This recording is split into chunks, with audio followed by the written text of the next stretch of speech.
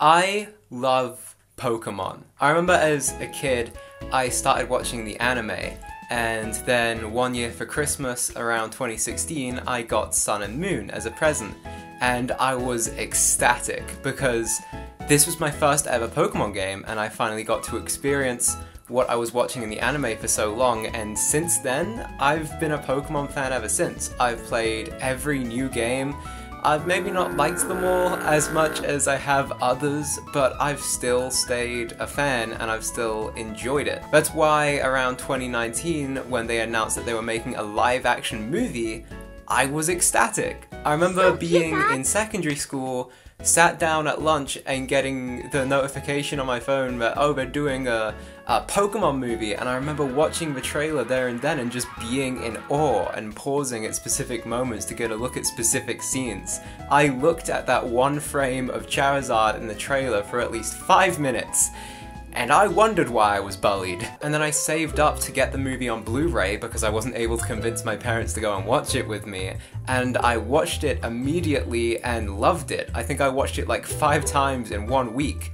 But after that, I just kinda slowly forgot about it. Not because I disliked it or thought that it was bad, it just kinda faded from my memory. I always knew that it was there, but I just kind of didn't acknowledge it, if that makes sense. I never rewatched it, I never talked about it with anybody, it just kinda was gone for a while. Until about a month ago when I remembered it and dug it out of whatever hole it was in and watched it for the first time in years, like since it came out, and I was surprised that it was a genuinely really good movie. It had really great practical filmmaking, incredible CGI, and a surprisingly well-built world. Hi, my name is Zoe with an E, and this is Pokémon Detective Pikachu.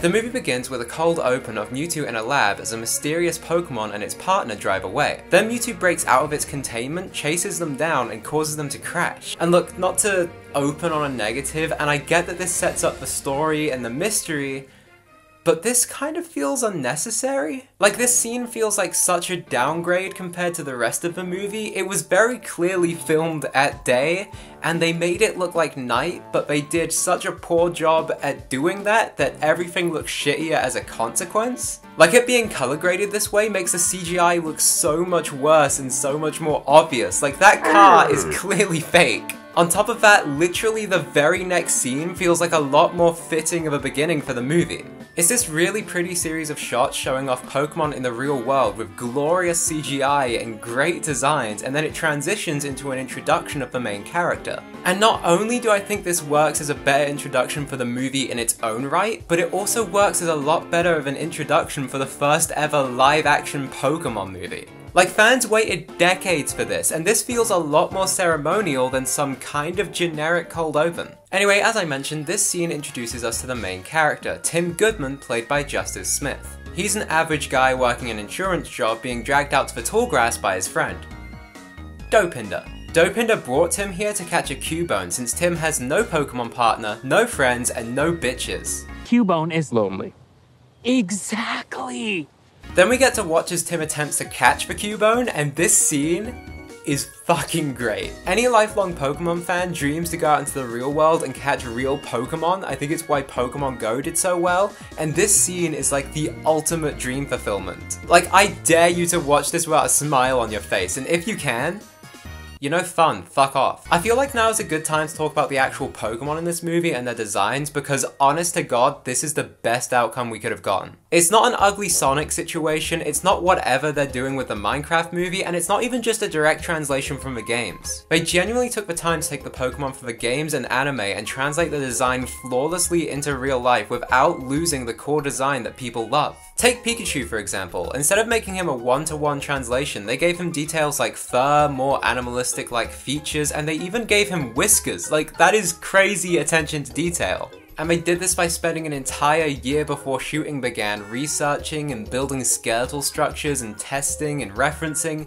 They put a lot of work into this. Because of this, all of the little details that they gave to all of the Pokemon, not just Pikachu, make looking at them and accepting them as real creatures so much easier. Like, they managed to make me look at a Trico and go, ah yeah, that's real. And I just think that's fucking cool.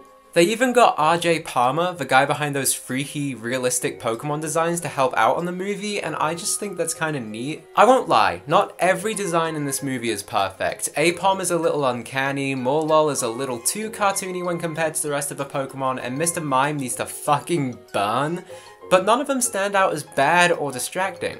Anyway, Tim fails horrifically to catch the Cubone, and on his way home he gets a call letting him know that something bad happened to his dad.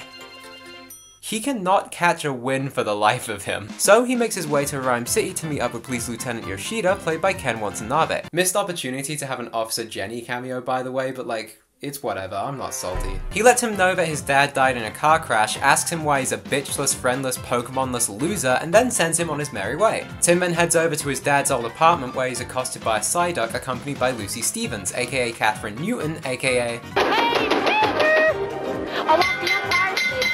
She asks him a ton about his dad since she thinks there was something fishy going on there, but he just kind of brushes her off and then goes up to the apartment, where the lighting is currently going hard as shit, like, oh my god. Tim then finds this weird little vial filled up with a weird purpley, sparkly gas, and like a true genius, he fingers it until it spews everywhere, pissing off the Apom outside. Meanwhile, Tim hears some weird noises which turn out to be Pikachu, who, oh my god, is so fucking cute. I want to squish his little cheeks and hug his little body and just fucking eat him. I want to eat him. I want to eat him so badly, he's so cute. However, this Pikachu speaks English in Ryan Reynolds' voice. For those out there though, this is fucking weird because Pokemon can't normally speak. And they don't sound like Deadpool either. One day later. It's a different day now. I got tired, and if my hair looks wet, it's because I was just outside, and I live in the UK.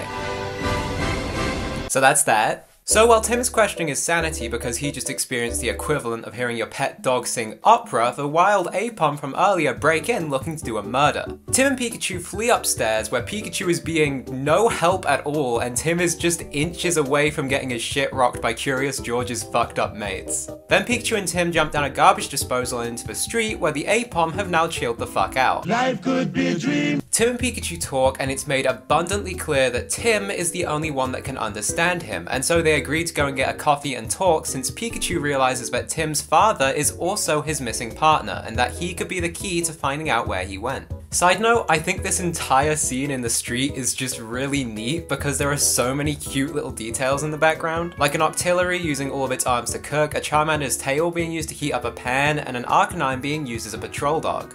I really like how this movie has Easter eggs and references, but they don't get in the way of the film itself. Instead, they're used for world building, which I just think is really neat. Then we cut to the coffee shop that they went to, and oh my god, the lighting and environments in this movie are so cool. The movie has this really interesting neo-noir vibe to it because of the detective theme, and they use a lot of neon lighting to accomplish this, and it just looks so good. Because of this, they also use a lot of practical sets, especially for Rhyme City, and considering that this came out in 2019, the same year that Avengers Endgame came out, it's really surprising that they went this route instead of just slapping everyone in front of a green screen and calling it a day. I also think this gives Rhyme City a lot of personality, and coupled with the world building as seen in the last scene, it just makes for a really cool setting for a movie. They even shot on film instead of digital, giving the film this grainy, grungy feel, but also allowing for the lighting to spill out the way it does. I know a lot of people wanted a more traditional setting for the first ever live action Pokemon movie, you know, going from town to town, gym to gym, battle to battle. But I honestly don't mind the decision to mostly stick to one setting. Rhyme City has this cool, dingy feel to it, whilst also feeling futuristic in the way Pokemon so often does, and I think that just works really well in grounding the movie whilst also elevating it from real life. It's also surprisingly well shot. Like, look at this shot and tell me you'd think it was from Detective Pikachu of all places. I feel like this also helped the CGI be as good as it is, because instead of having to focus on fake environments or putting a prop into someone's hand in post, the filmmakers had that all locked down before the film entered the editing room. I guess what I'm trying to say is that when you treat CGI artists right instead of a cheat code to shoot now, think later, you get results like this. They are artists capable of great work, but just like if you give a painter 2 weeks to paint the Mona Lisa, only you don't give them a canvas, instead you just give them a bright green slab and tell them to make it look like a canvas. And then keep telling them to make changes to it until the very final day, whilst also paying them next to nothing? you're probably not gonna get the prettiest painting. Tim and Pikachu come to the conclusion that Tim's dad is probably still out there, since Pikachu was also in the car crash that supposedly killed him and he's doing just fine. Well, other than the fact that he can't remember anything pre-crash, he has amnesia. So together they decide to solve the mystery. The next morning they decide to go find Lucy at her work at the news place. The news area. Wherever the news happens, I don't know what it's called. Since Lucy was so interested in Tim's dad, they think that she probably has some information about him, but first we get introduced to Howard Clifford, played by Bill Nighy, and his son Roger Clifford, played by Chris Geary. Howard Clifford is like the mayor or something in Rhyme City, and he's planning a big parade to celebrate its anniversary, and Roger Clifford is his nepo baby son who's in charge of the news. Howard tells Lucy to piss off when she tries to tell him about the story she has, because it turns out she's not actually an intern. No, she is an intern, she's not a news reporter. Howard tells Pussy. Roger tells Lucy to piss off when she tries to tell him about the story she has, since it turns out she's not actually an intern. Fuck, she is an intern. She's an intern. She's not a news reporter, she's an intern. Is that a good take? If that's a good take, use it. Tim and Pikachu ask if she has a lead, and it turns out she has more of that purple gas stuff called R. And she's figured out that Tim's dad got it from his informant at these docks, and so Pikachu and Tim go to investigate because this informant could know something about Tim's dad. When they get to the docks, they find this creepy ass Mr. Mime, and it turns out this is Harry's informant, which I honestly think is such a cool idea. Like, they even have to interrogate him. They have to interrogate a mime. That's just funny. This entire scene could honestly be a short film in and of itself. Everything from the humor to the way they use sound design to show off what's being mimed to the way it progresses the plot is top notch. This movie is filled with creative usages of Pokemon, by the way. I really love how creative they get when including Pokemon and giving them a role to play in the world. Beyond what I've mentioned so far, some other inclusions I like are Loudred being used as speakers, Machamp being used to direct traffic, and Slacking just slacking off in the background. All of these little choices just ooze personality. Like I said, the world building here is great. It also makes it feel like the people behind this film were just as passionate for the franchise as any fan would be, making it feel like a movie by the fans for the fans.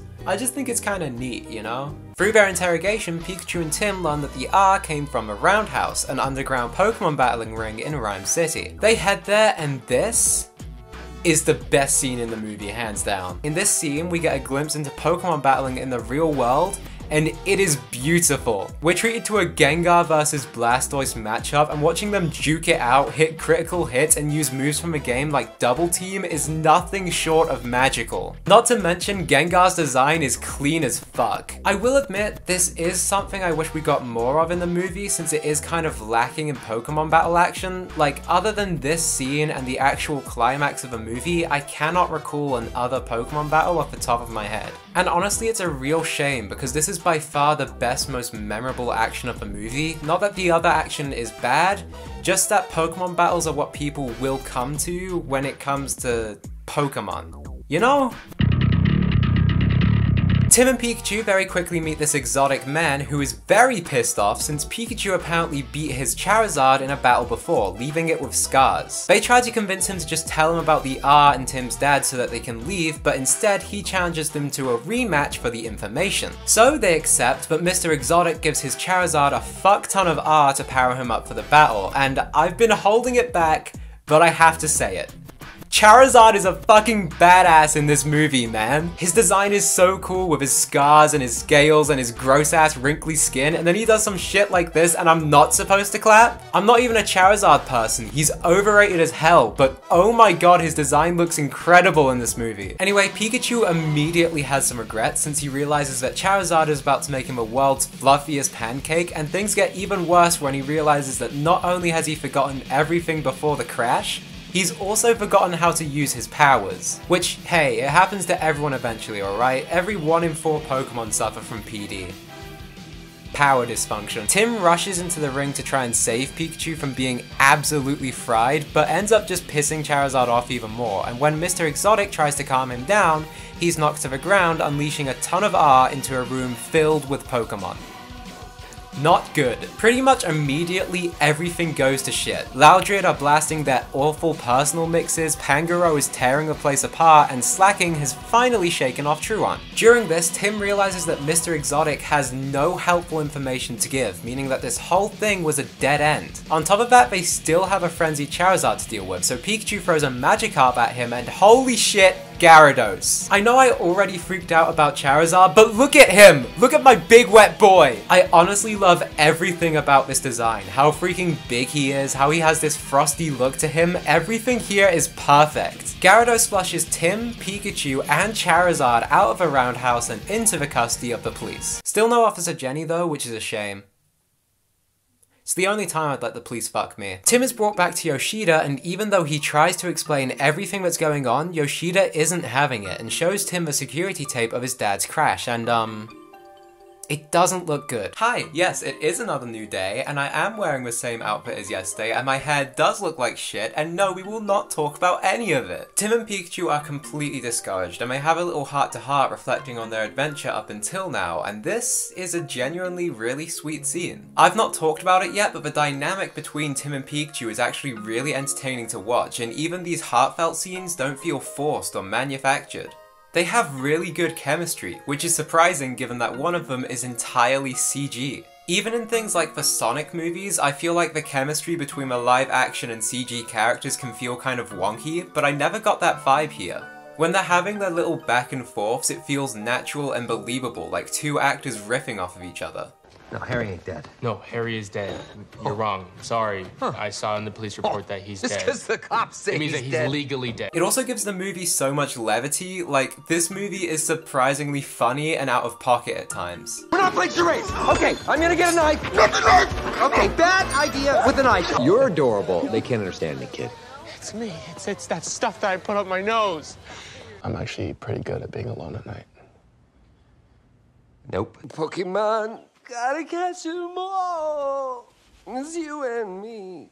I know it's my destiny. Although I will say there were a few times where the humour felt a little out of place or forced, especially with Pikachu. They got Ryan Reynolds, so you know that he's going to be quipping and joking throughout the movie, but it definitely felt a little much at times, especially in scenes that are supposed to be taken a little more seriously.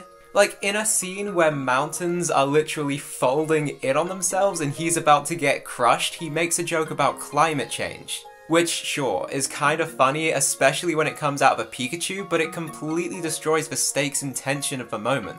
After their talk, some goober in a limo shows up and gestures for them to get in, and I guess Pikachu's heard about global warming, but not stranger danger, because they just kinda get in. Pikachu even says, "That's a bad guy car," and they still get in. Like, what? Turns out, instead of being made into a skin lamp, the goober actually works for Howard Clifford and brings them to him for a little chit-chat. Whoa. A Flareon. Imagine. Thank God it didn't turn into a Vaporeon. Howard Clifford brought them here to give them a new lead in the form of a hologram version of the security tape of the crash. In this version, it's obvious that Mewtwo had some involvement, and for some reason it's treated like a big reveal. Like, sure, this is the first time that the characters are learning about this, but we as an audience were shown this at the very beginning of the movie, and it just doesn't have the impact it feels like they want it to have. And this just feels like even more reason to remove that cold open in the first place. Like, imagine if this was the first reveal to the audience that Mewtwo was involved. Sure, to the average moviegoer this wouldn't be too insane, but to a Pokemon fan, this would be like Captain America lifting Mjolnir. This might be an oddly specific hill to die on, but I am dying on it. Clifford tells them that before Mewtwo caused the crash, he hired Tim's dad to investigate the R, and he found out that it came from his own son, Roger Clifford. He also shows them that Mewtwo took Tim's dad, and that to find him, they have to find Mewtwo first. So they go back to Lucy and ask her for help, since she has information on Roger Clifford, and So I searched through all his records. I targeted the property rights in the region, and I cross-checked that with city records for any Clifford Finance businesses until I found it. Did that, which led to her finding this lab building in the middle of nowhere. So they head on over there in the goofiest car ever, break in, this shot is really cool, and discover that this lab was experimenting on Pokémon. They find some genetically beefed up Greninja, a Totara garden that's supposed to be bigger than normal, and the containment area they were keeping Mewtwo in before it escaped. It's here that they discover that Tim's dad was actually responsible for capturing Mewtwo in the first place, and that could be why Mewtwo tried to kill him. Meanwhile, Lucy is missing, and when Tim and Pikachu go to find her... Oh! I've seen this on a different website. They free Lucy and run for the hills, but since they're running from genetically modified Greninja, they don't get very far. But luckily, Lucy's Psyduck is able to solo them all at once. I'm not a competitive Pokemon player, but I'm pretty sure that wouldn't work. Psyduck's godly display of power didn't just disturb the Greninja though, since the entire forest begins folding in on itself. This sequence is genuinely really cool and by far one of the most memorable from a movie, and my favourite part is that at the end they reveal why the forest is doing this, and it's because the entire forest is the bigger than normal Torterra garden they set up from earlier. Which is just really fucking cool. Like, this is such a neat idea and such a good use of the source material that makes for a really fun and creative sequence, all while being set up earlier in the movie, and this is Detective Pikachu, for fuck's sake! I'm definitely making a mountain out of a molehill here, but I just think this is really cool, okay? Let me have this. And I know that they are cartoonishly big, but you could kind of explain it in-universe by saying that the scientists were experimenting with Dynamax or something. Like, they definitely didn't plan for that because this movie came out a couple months before Sword and Shield, and they probably didn't have the time to coordinate that, but I still think it's kinda neat, you know? Anyway, in the process of navigating all of this, Pikachu is pretty scuffed up, and it isn't looking good for him. In a last-ditch effort, Tim begs a nearby Bulbasaur for help, and it comes back with an army of Bulbasaur ready to lead him to help. Not Lucy though, Lucy can't come. Side note, look at Bulbasaur. That's it, I just wanted you to look at it, it's so cute and it deserves to know. Can I get some Bulbasaur love, please? And while you're showing some love, can you show my channel some love? I took a little break to focus on college, but I'm back now and I want to do more videos like this, so if you enjoy this, please subscribe. I'd appreciate it a lot. I put a lot of effort into this. Plus it's free, and you can undo it, like, you can undo it whenever, so, you know. Please. The Bulbasaur herd lead Tim to this river and leave him there, because they were actually leading him to Mewtwo. Mewtwo pops in, slips Pikachu a max revive, and starts explaining what happened on the night of the crash, and how Pikachu actually helped it. But before it can get into the real details, it's kidnapped by Roger Clifford, wearing just the fakest sunglasses you have ever seen. Like, is it just me, or do these glasses look CGI'd on? They just don't look right. Anyway, he packs Mewtwo up ready to go, and Pikachu and Tim make their way back to Lucy's Goofmobile. Only Pikachu refuses to go with Tim because of the whole, you know, helping to kill his dad thing. It's this movie's version of the third act conflict thing in kids movies where the characters split up for a little bit to add some extra tension and make little Timmy go, oh no. It's not bad here, like, it does its job and it doesn't feel hammed up or forced or overdone, but it just feels a little cliche, you know? But anyway, Tim and Lucy head back to the city so Tim can tell Howard about his son and Lucy can break the news to the public. All the while, Pikachu is off moping back by the lab where he stumbles on the scene of the crash and discovers some Greninja stars, meaning that the Greninja were attacking the car and not Mewtwo. Mewtwo was actually trying to protect them. And since Howard would have seen this on his hologram, that means that he must have hidden it from them for some reason. In the next scene, that reason is made clear. When Tim gets to Howard, he has Mewtwo trapped, and he's using the R-gas and a machine on his head to swap bodies with it, because, just in case it wasn't obvious already, he's this movie's twist villain. I mean, he's the old guy who founded a big corporation and he's constantly saying shit like, "The cure I was looking for was for me to evolve into a better version of myself." If he isn't the bad guy, I'm not trans. That's just decorative. Turns out his plan is to use the R-gas to put all the Pokemon in Rhyme City into a crazed state, so that way he can put all the minds of people into the bodies of Pokemon, using Mewtwo's powers, because apparently that's something Mewtwo can do in that specific order, I guess. And the parade from earlier is just a front for this, since he filled the balloons with the R-gas to distribute across the crowds of people and Pokemon. Shit. Honestly, I really like that Mewtwo is given plenty of time to be a villain in this movie. They do this whole thing where it was a red herring and a good guy all along, but by having Howard Clifford take over its body, we do get like a solid 10 to 15 minutes of Mewtwo just tearing shit up. Its character design and presence, as well as it just being one of the most powerful Pokemon, really lend to it being an intimidating villain. I also really love how they do Mewtwo's voice throughout the movie. It's voiced by both a man and a woman, with the voice lines being played over each other at the same time because of the whole genderless being thing.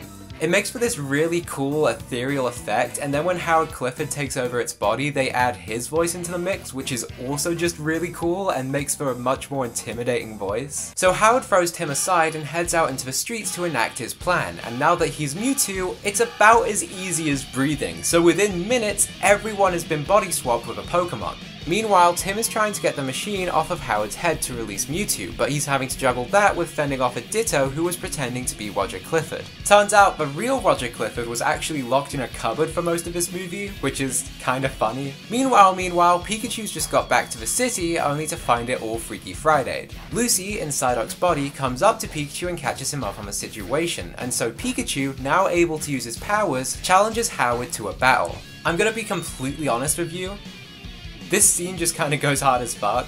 It's like the first full Pokemon battle we get in the movie, and it is just so good. Both Mewtwo and Pikachu are using moves from the anime and games, and they just have so much weight in live action, like they've been fully realized. Mewtwo especially just feels really powerful here, like look at it. But while Pikachu is handling Mewtwo, Tim is still having some Ditto problems, and by Ditto problems, I mean he's dangling from a building 50 stories high, so not good.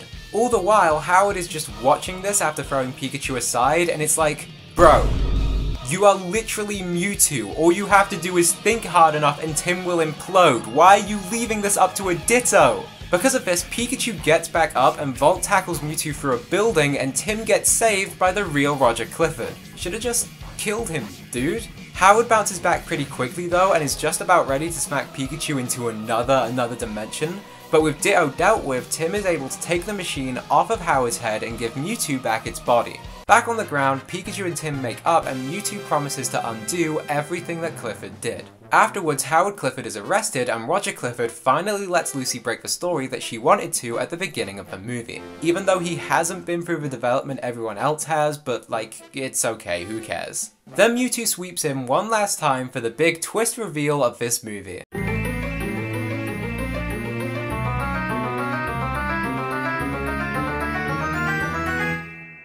You are the father. Pikachu is Tim's dad. Turns out after Greninja caused the crash, Mewtwo put Tim's dad into Pikachu's body. I'll be honest, I kinda don't hate this reveal.